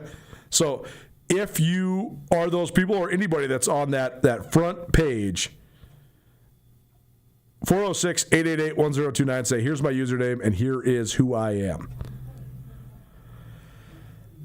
It's going to be really interesting to see how this all comes down because, like, right now, if you are on that front page, if you got over 500 points, it's because you did well the first two rounds, right? But then now it's going to come down to, because there's way less games now, right? You've already picked the 32 first-round games, the 16 second-round games, but now it goes 8 games, 4 games, 2 games, 1 game. So there's way less margin for error. I'm looking at our group right now, The national championship picks include Houston. That's who I have. That's also who our first place sitter right now, Seth W., has. We also see Michigan. You also see Arizona. You also see Duke. One person has Nebraska. That could be really interesting because if Nebraska loses, your bracket's busted. But if Nebraska keeps on winning, that's going to give you an advantage over everybody else. Because, first of all, that means they'll have beaten Duke. And it also means that, like, let's say Nebraska goes to the Final Four. That means they got to beat Iowa tonight, and they got to beat Duke in the regional final. Well, that will certainly bust so many more. If you have Nebraska and that team loses, that'll bust your bracket. If you have Nebraska and they beat Duke and go to the Final Four, you just busted everybody else's bracket. So those are the type of picks that are feast or famine, but they could certainly take you somewhere. We also got somebody in the top 25 right now that has St. John's winning it all. That also could bust a whole bunch of brackets. Michigan State is a pick. Iowa State is a pick. But we do have somebody else that's tied for 23rd right now, but they got Florida. So that bracket is already busted. So they did a great job picking the first two rounds, but then they also are going to lose some steam because they're going to miss out on at least one of the Elite Eight teams, at least one of the Final Four teams, and at least one of the final teams. It's a big night for me because I only bought two teams in the Calcutta I participated down in at the Mar Bar with several of my friends. I got Arkansas and I got Houston. Arkansas plays Arizona at 7:45. Houston takes on Illinois at 8:05. So the future of all that is good is hanging in the balance. No, that's dramatic. But it would be pretty dang fun for us if we got both those teams on the Elite Eight. We need Houston to make we need Houston to make the Final Four to even break even. But I got Houston winning the whole thing, so I don't think it's a crazy terrible pick. If Arkansas could upset Arizona, which here's the thing, this is where Calcutta's and your pools and your brackets. That's where it can cloud your vision as an analyst. Because I fully think Arkansas is a fun, good team. John Calipari, tried and true, proven, Hall of Fame coach. You might think he's a slime ball, but he's made it to the Final Four with everybody, right? I mean, he's been doing this for 40 years, and he's ignited or reignited multiple different programs. He gets forced out of Kentucky. Doesn't matter. Here he is a couple years later, back rolling with Arkansas. They won the SEC tournament. They're in the Sweet 16. It's a fun story. But I actually objectively think Arizona is the best team in the country. If I was handicapping this thing, I think Arizona is the best team. I think Michigan is the second best team. Then I think Duke and Houston sort of live in the same end of the pool, right? And then Purdue's probably right up there next. But I think Arizona's dang good. They're outstanding, right? I got a futures ticket on Arizona to win the whole thing. So I don't know. This is where I'm saying it clouds your analysis ability, right? Because of my money and who I bought in the Calcutta, I'm rooting for Arkansas. But who do I think's going to win tonight? I think Arizona. In the Houston-Illinois game, though, I'm rooting for Houston because that's where my money's at, but I'm also going to bet on Houston individually, and I also think Houston's the team to pick tonight. That's the game that has the most narrow spread. 2.5 points on Sportsbet Montana. I mean, it's basically a pick 'em. I think Houston's minus 147 on the money line, so almost straight up. The other one that's probably the closest odds is Nebraska versus Iowa, which I think that's probably actually the toughest game to pick. Because, like I always say,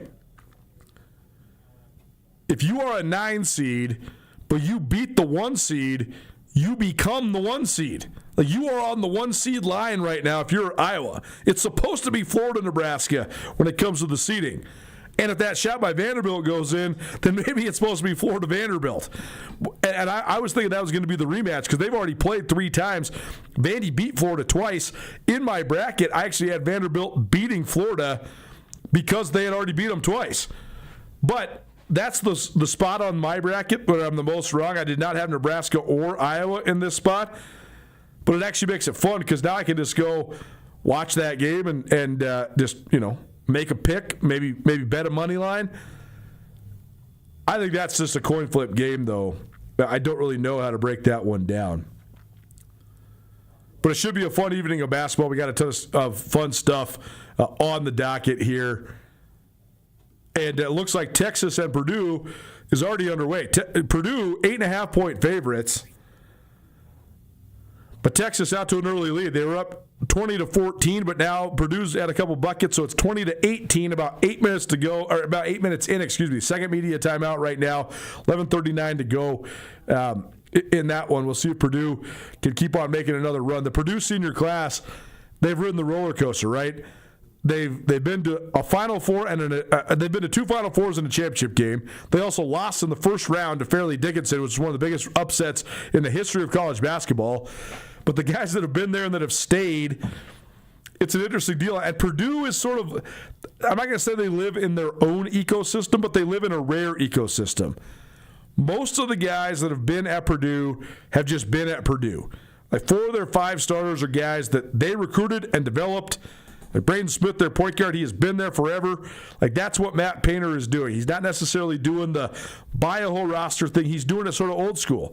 You can do it like that at Purdue because you have a lot of resources. You can recruit at a high level. It's the style that you play. So I do think that that's an advantage that Purdue has because they're always going to have experience, continuity. They got a great coach. They're always going to be tested by the time they get in the tournament. But I think that's also maybe what makes them feast or famine too, right? Because you're winning because of all the old school things that we still want to believe are true. Team and I still believe most of these things are true. Team chemistry, wanting to be together, a common goal, all for one for all, eliminating the disease of me, a good coach, fluidity within your rotations, both on the court and off the bench, and all those sort of things. But I think it's why sometimes Purdue puts it together, and other times they get bit. Because sometimes, like, their talent is good, but it's not overwhelming. Like a team like Texas, they're winning because they're talented, right? I think Swain is one of the most talented players I've seen in this tournament. I think their big guy, I mean, he's a mountain. That's hard to combat with. Is Texas getting by because of Sean Miller's X's and O's, or because of their team continuity, or because of all these intangible elements? I don't think so. Texas is getting by because they got good players. And don't get me wrong, Sean Miller's a good coach, but they got good players. Whereas Purdue's getting by because of their program, because of what they have at their disposal in terms of the long-term nature of what they've been able to establish. Next game tips here in about 7 minutes.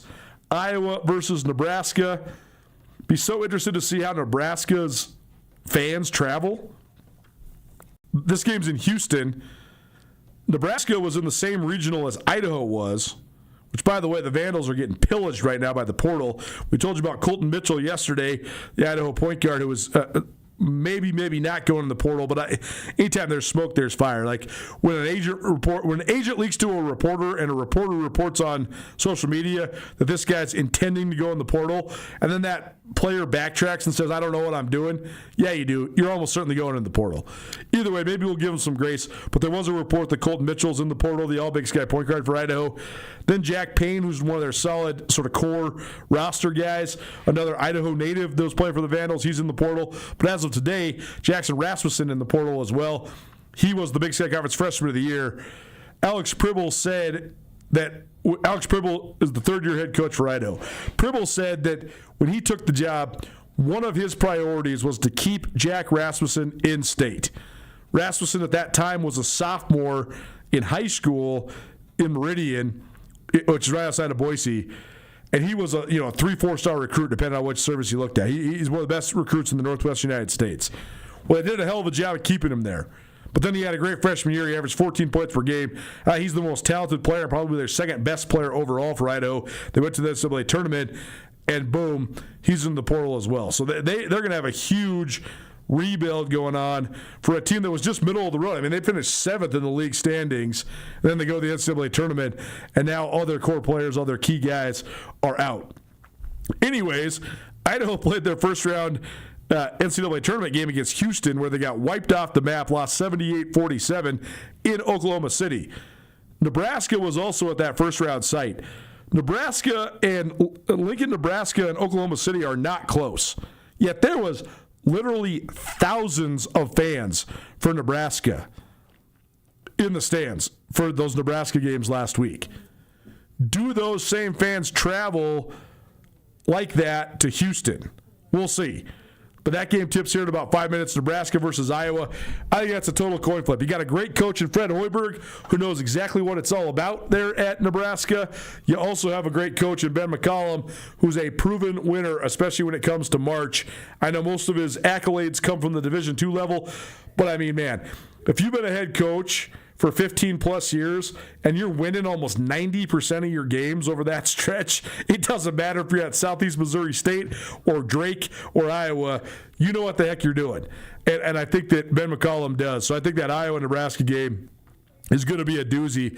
I think there'll be a cool crowd there. Again, like Lincoln, Nebraska, and Ames, Iowa, not that close to Houston. But they do have passionate fan bases. It's a Big Ten matchup. I think that there's going to be some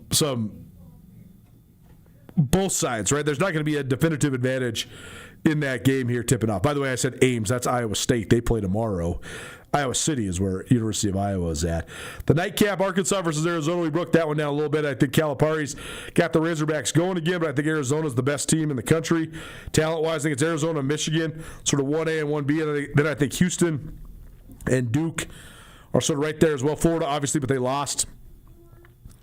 So can the Razorbacks keep it going? Or will Arizona just remain the juggernaut? And then I think the Houston-Illinois game could be one of the games of the tournament. It's in Houston. I think that's a huge advantage for the Cougars. But Illinois is huge. I think Brad Underwood is a phenomenal coach for the Illini. I think this is two of the best coaches in college basketball. And I think it's a great story from where they came from. Kelvin Sampson, humble roots. Started out as an assistant for Judd Heathcote. Why do we know Judd? Well, he was the architect of this whole dynasty that's been the coaching tree at the University of Montana.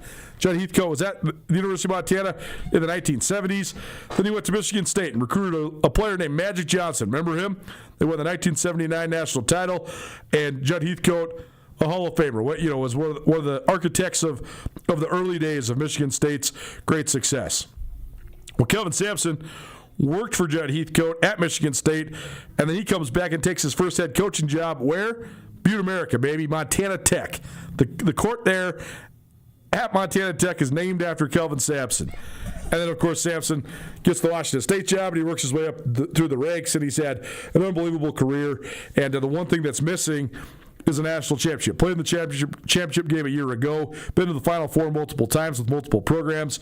But the one thing that's missing is that national championship. Brad Underwood, where did he start? The junior college ranks. I loved his interview, his press conference earlier this week.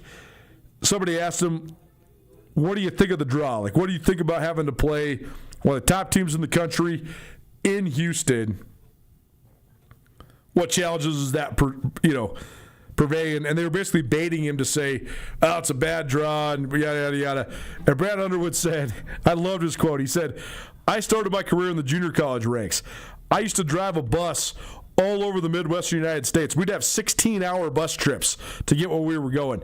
He said, if you would have told me that I could be coaching in the Sweet 16 for a Big Ten team with a bid to the Elite Eight on the line, I would have crawled there to get there, let alone walked, let alone ran, let alone drove, let alone flied.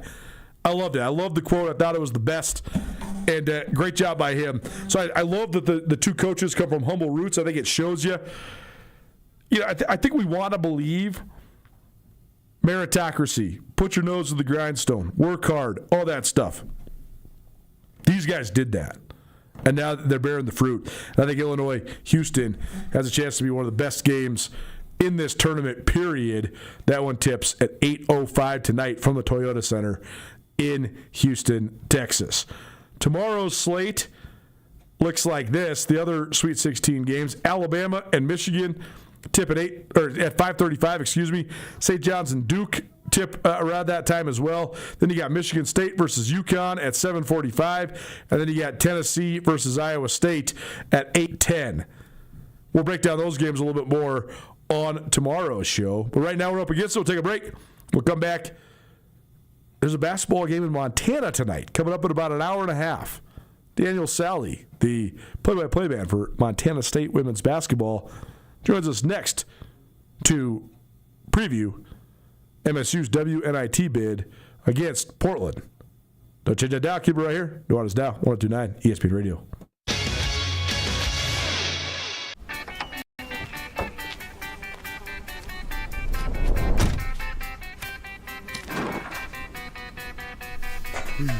What do you expect me to say to her? She's getting married in 30 minutes. We're doing everything we can.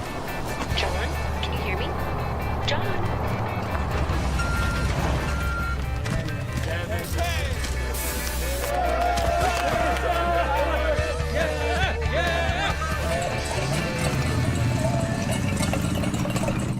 At Shields, we're anglers, endlessly seeking and refining techniques. We're hunters and storytellers, because we've been out there. We're experts that put products and gear to the test, so we can share that knowledge with you. At Shields, we understand your outdoor journey and the path you're on, because we walk it too, every step of the way. Shields, right there with you. Mountain Town Vacation Rental Management, your local partner for vacation rental success. We provide a fully customized hosting experience tailored to your needs and goals. Your home is listed on every major site, helping you maximize visibility and bookings. And our local team is available 24/7 to handle guest needs and booking inquiries. Let us take the stress out of managing your vacation home. Contact us today at mountaintownvrm.com or give us a call at 406-369-3080.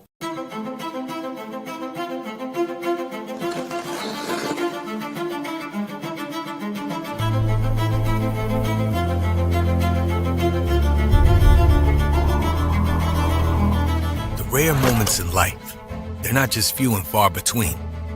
They're meant to be treasured.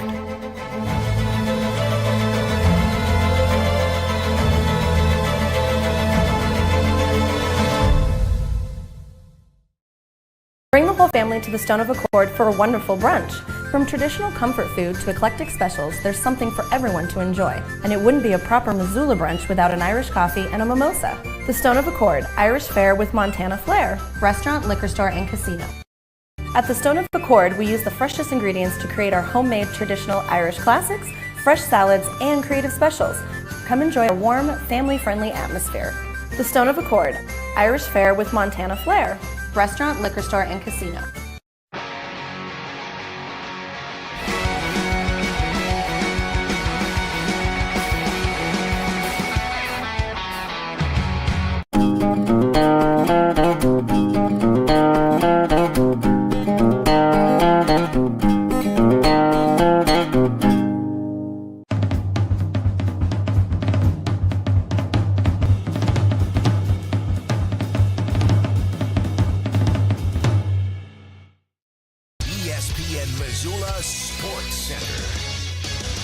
NCAA transfer portal doesn't officially open for Division I hoops until April 7th, but a group of athletes from around the state are expected to enter. I'm Jeff Safford. The Lady Grizz are expected to have a wholesale roster turnover. According to sources close to the situation, Montana women's basketball is expected to retain Avery Waddington, Jocelyn Land, Abby Schubert, Kennedy Gillette, Ray Ehrman, and Ava Cosette from last year's roster. On3, a recruiting website confirmed Wednesday that point guards Macy Duransky and Drya Wacker are intending to enter the portal. For Montana men's basketball, Brooklyn Hicks is expected to enter the portal, according to 24/7 Sports. Hicks, who joined Montana as a transfer from UNLV before this season, played in 34 games, including starting the final 6 of the year. He averaged 9 points per game while shooting 46% overall and 37% from deep, as Montana finished 4th in the Big Sky Conference but made a run to the league tournament championship. Idaho defeated the Grizz in the Big Sky Tournament Championship game behind strong efforts from 4 players who hail from Idaho. 2 of those players are expected to enter the portal. Colton Mitchell, an all-Big Sky point guard from Coeur d'Alene, who averaged 13 points per game, and Jack Payne, who averaged 7 points and 4 boards per contest, are expected to leave.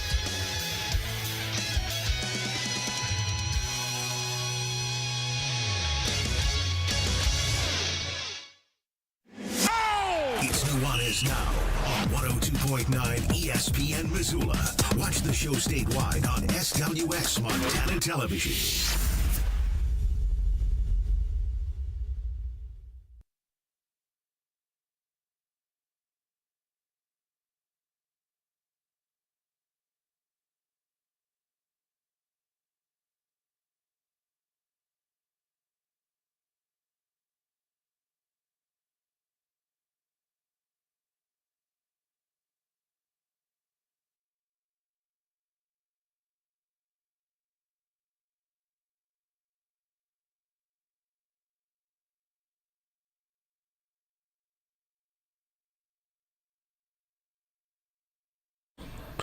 Welcome back. 102.9 ESPN Radio, SWX Montana Television, and the ESPN MT app. Colter Nuanez coming to you through the Grizzly Disposal studio here at the Missoula Broadcasting Company. Grizzly Disposal, locally owned, veteran-owned, and the only Bears that could be in your garbage. You want to make the switch to locally owned and operated waste management today? Call Grizzly Disposal, 406-541-7171. That's 406-541-7171. Texas got out to a nice start against Purdue, but Purdue has come back, and they're in control, at least for now. The under-8 media timeout, second to last media timeout of the first half. The Boilermakers up 28-25.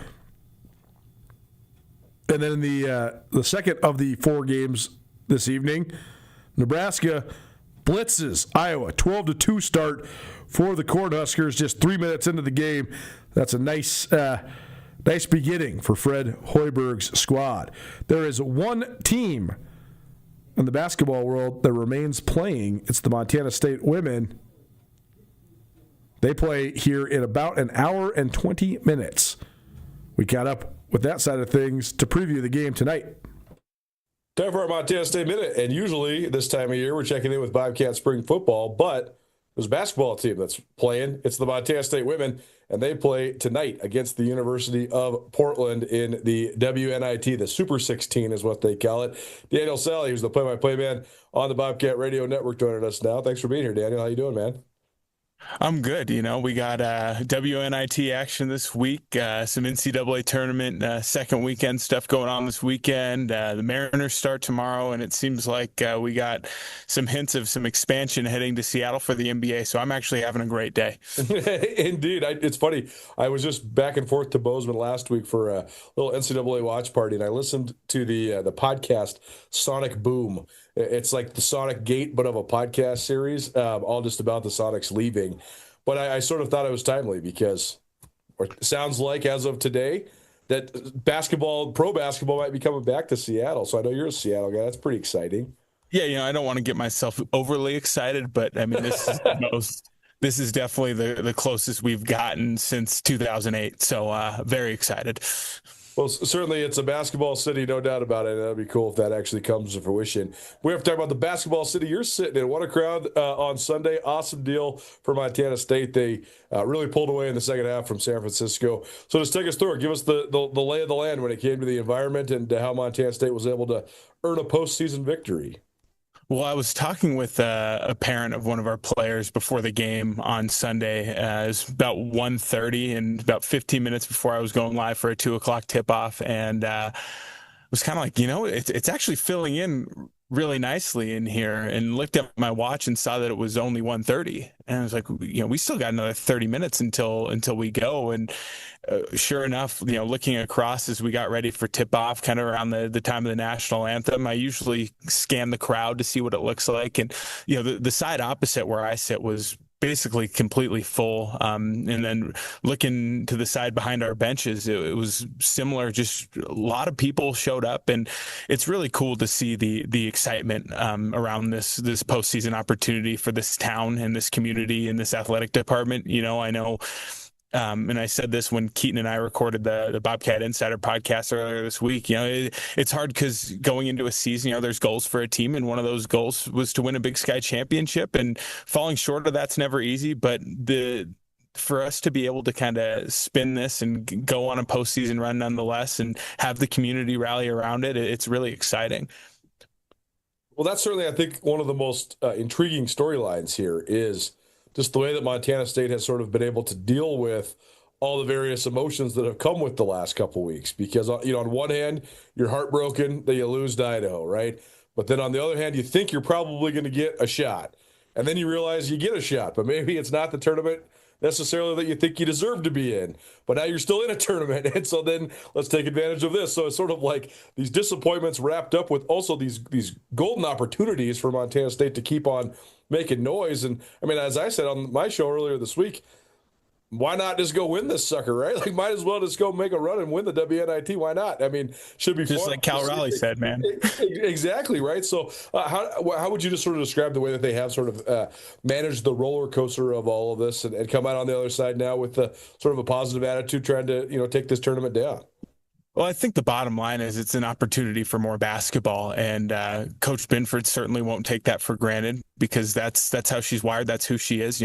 She's a competitor. She wants to win, and with more opportunities to play games brings more opportunities to win games. And our players, I think, have the same mindset. And I've said all along that there's a group of players on this team that definitely embody what Coach Ben is all about, and they go out there, and once they get on that court, they hate to lose and they love to compete. And this is more opportunities for them to compete. So that part's been really fun, and it's cool seeing how much this whole opportunity is being embraced by everyone involved. Daniel Sally joining us here on Nuanez Now 102.9 ESPN Radio. It seems like a great opportunity too, just for the program as a whole to grow, right? I mean, I have no seniors, so I mean, extra days and weeks can compound, right? We saw this with North Dakota State in football year after year. They'd go on these deep playoff runs.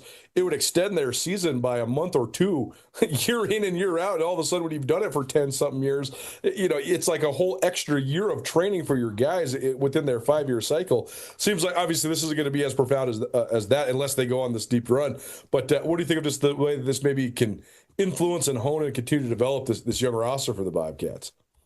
Yeah, the opportunity to practice is huge. I mean, with a young team especially, you just have each day to come into the gym and get better. And, with that will come the spring practice window later on in a few weeks. But to have this extension of the season and to be able to spend more time around each other, have more moments together, and continue to improve just a little bit each day, I think it's going to loom large. And it's also something that I think down the road, going into even next season, it's like, well, I'm glad we had this opportunity to get a little more experience with not only tournament basketball, but just the ability to practice and fine tune some things, get sharper with the offensive and defensive principles, and just continue to grow.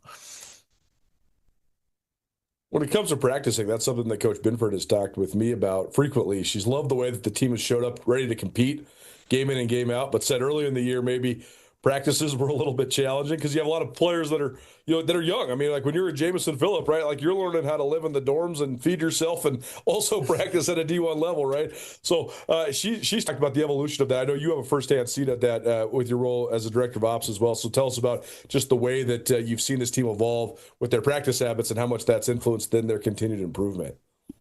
For me, I think the biggest thing is just watching them continue to grow sharper in practice when things are lighter. When it's early in the season in October and you're getting ready for the season and building up conditioning and maybe doing a little more live stuff and some more full court stuff, that's where this team is at its best. But, sometimes in practice, you got to be controlled, and in the half court or just, doing stuff like 5-on-0 or walk through stuff. And, I think that's probably hard for our players because, you've seen them play, they like to fly around and pick up full court and get after the boards and that kind of stuff. So for them to, have to kind of slow things down, I would imagine there's a little bit of a learning curve there, but I feel like that's definitely been an area of growth throughout the course of the season. And I feel like, as the team's gotten better and as the leadership has grown, like it just seems like they're starting to really kind of hone in and be really focused in these practices. Well, now you have a familiar opponent, which this is a weird thing. I've never really seen this before unless it's in the big dance with a Power 4 conference type of school where you have a team from the non-conference that you played way back on November 7th, and now they're coming to Bozeman. Montana played at Portland, first Division I regular season game of this year, right? Is that the time? Yep. Right? Yeah, So absolutely. you're sort of bookending it, right? There's been 35-something games in between. But what do you remember about that first season debut? A pretty convincing win for Montana State to start the campaign. Well, I remember a couple things. Number one, that was probably the fastest I've ever had to talk over a 2-hour stretch in my life. You have two teams that are pressing each other. There were 57 combined turnovers between each team in that game. I mean, I just remember sitting there and and at that point, from a broadcasting standpoint, it's only my second game of the year too, and I'm trying to get into a rhythm, and I thought I handled it okay, but it's just back and forth and back and forth. But, Portland, we've played them twice in the last 3 years, and that's a really strong program. As far as basketball programs on the women's side in the Northwest, there's not many you can say are better than the University of Portland. Coach Meek is really good. He's been to a couple NCAA tournaments. They finished 5th this year in a pretty strong WCC, I might add, with some convincing wins. They've got to win over Gonzaga. They've got to win over Santa Clara. They've got to win over Oregon State. So this is a team that their identity, when I watch them, reminds me a little bit of us as far as the full court pressure and identity on the defensive side of the floor and wanting to play fast. So, I think you look at that game back in November, and it's the first week of the season. I'd argue both teams were probably a lot fresher on that day in November than they will be going into the game this week. But at the end of the day, you still have, two teams with a similar style, hoping to force turnovers, hoping to get up and down, and that should create a pretty fun show for the fans. Well, it seems like certainly, this is one thing that several coaches have talked to me over the years about, and that's, when teams want to continue playing with each other. We see this turning point mid-February, early March, when some teams, they want to be done. Other teams, they can't imagine being done. They want to be around each other. They love it. This team seems like that sort of team. So how much do you think that plays into this? Does the desire of this team to continue to want to not just play together, but hang out with each other and do the day-to-day routines that comes with being a D1 basketball player? Well, I think that's the number one thing this time of year, right? You have a team that has established a really strong culture. They enjoy spending time around each other, and they love to compete, and they most importantly love to compete together and for each other. So I think all those things play a huge role, and I believe we saw that on display in the San Francisco game last Sunday where, it wasn't an ideal start, and they could have easily just mailed it in and said, you know what, it's been a great run. Like, maybe we just don't have it today. And then second quarter, you kind of see it start to crescendo a little bit, and then in the third quarter it was just avalanche. I mean, you saw what this team looks like when they're at their best, and there was a little bit of a concern, at least from my eyes, going into the game as far as we haven't played a game in 10 days, and yes, that's maybe good for recovery, but you also haven't played a game in 10 days. And I think we saw that with a little bit of rest in the first quarter. But once they kind of got going and feeding off of each other and the crowd got into it, they were hyping each other up. There's one play that I remember in particular where Taylor had a chase down block on a fast break, and Cadence was kind of trailing her, and her reaction was just priceless. She had both hands up in the air. She's like, oh my goodness. So to see them be able to celebrate each other and to be able to have more opportunities to play this game together that they all love so much, I think it's really special. They are a hilarious group to be around. You watch the multimedia. You get to hang out with them all the time. But you watch the stuff that the athletic department's putting out. You see the J&B restaurant supply commercials. Free plug for you, Ian, because the commercial is just the best, man. It's just so funny, and I think that that's one of the things I think that has the Bozeman community hooked on it, right? That's why they're selling 2,500 tickets, because I think people see the joy that they sort of operate with.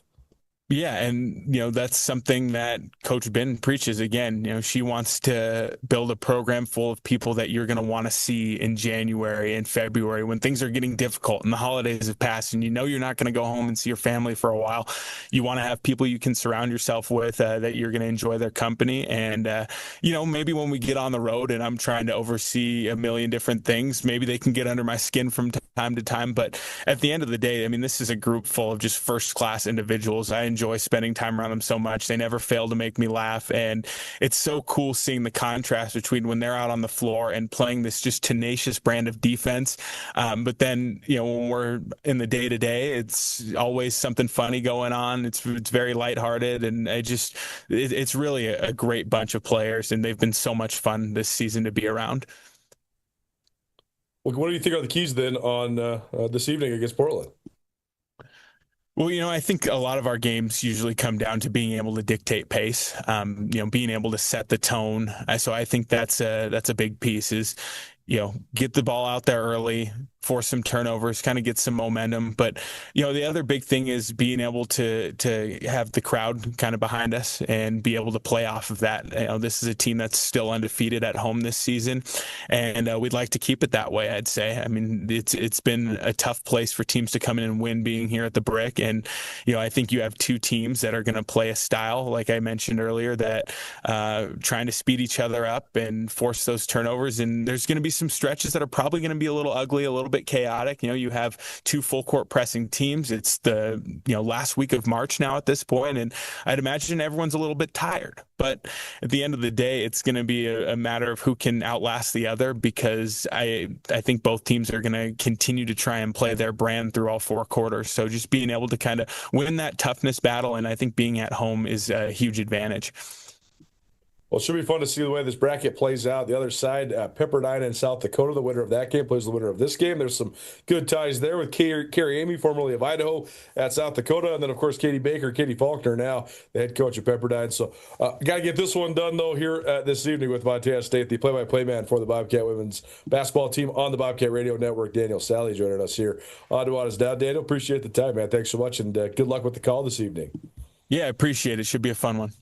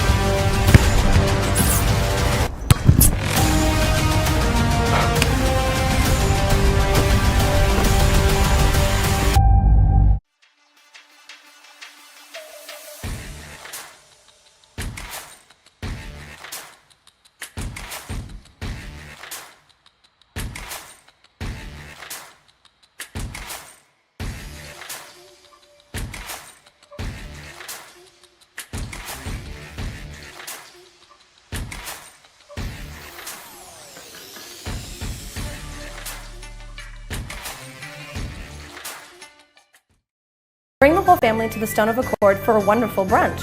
From traditional comfort food to eclectic specials, there's something for everyone to enjoy. And it wouldn't be a proper Missoula brunch without an Irish coffee and a mimosa. The Stone of Accord, Irish fare with Montana flair. Restaurant, liquor store, and casino. At the Stone of Accord, we use the freshest ingredients to create our homemade traditional Irish classics, fresh salads, and creative specials. Come enjoy our warm, family-friendly atmosphere. The Stone of Accord, Irish fare with Montana flair. Restaurant, liquor store, and casino. Access to Montana's great backyard is the best part of being a Grizzly. At the University of Montana, our classrooms are the mountain peaks, river valleys, and never-ending plains of the Big Sky Country. We provide students with the hands-on training to protect and enjoy hunting, conservation, and stewardship. UM launches the careers of outdoor leaders so that they can protect our traditions and ensure they are passed down for future generations. Because what's made in Montana is remaking the world. Why would any business let you use their product and give you 365 days of reassurance? Mattress Firm does because they believe in their mattresses. Save on top brands like Nectar, Tempur-Pedic, Beautyrest, Serta, Stearns & Foster, and others. Mattress Firm carries $149 mattresses all the way up to the luxury Purple Rejuvenate Premier. 0% in payments as low as $39 a month, along with 365 days of reassurance. See why Mattress Firm is Montana's best place to find the sleep you deserve. Mattress Firm, where it's easy to get a great night's sleep.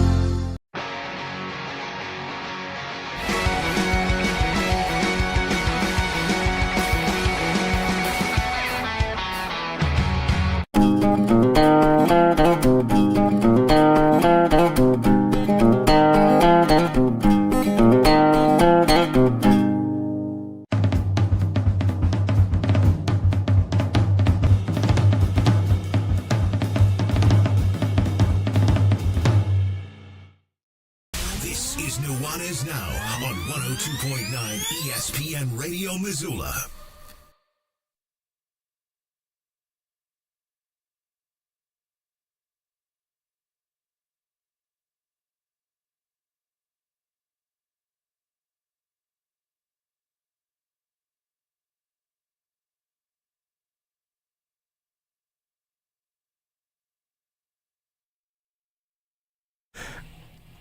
I just want to know if trends like this are going to happen again. Like, Fred Durst starts wearing his New Era New York Yankees hat backwards, and then he gets every color of it. And then all of a sudden, you got millions of dudes coast to coast wearing New Era cap hats backwards. I don't know, man. I don't know if stuff like that happens anymore. I don't know if that's good, bad, or ugly, but it was fun. It certainly was fun. You want to watch a great documentary? Watch the Music Box, the HBO documentary series about Woodstock 99. What a moment in time. What a disaster. What a beautiful moment. All of the above. But that was when we had all these different forms of music sort of converging, including like the rap metal like Limp Bizkit is. Just a fascinating moment in time. It's a really good documentary. Nuanez Now March on ESPN Radio. Appreciate you for hanging with us. 1 minute to go in the Sweet 16 between Purdue and Texas. 37-35. The Boilermakers lead right now. And in the other game that's going on right now, Nebraska up 30-23. So Iowa has stemmed the tide a little bit. Nebraska got out to a 14-2 lead, but they fought back a little bit. But now just a bucket by Nebraska, so 31-23 right now for the Huskers about midway through the first half. It's the real opening day. We're going to roll right into Los Angeles Dodgers versus Arizona Diamondbacks. Tomorrow, we'll hear from Carolyn, the Chicken Doesn't Know Sports. We'll talk some Grizz football. We'll also hear from James Price, the new receivers coach for the Bobcats, and more. See you at 4 p.m. Nuanez Now, ESPN Radio.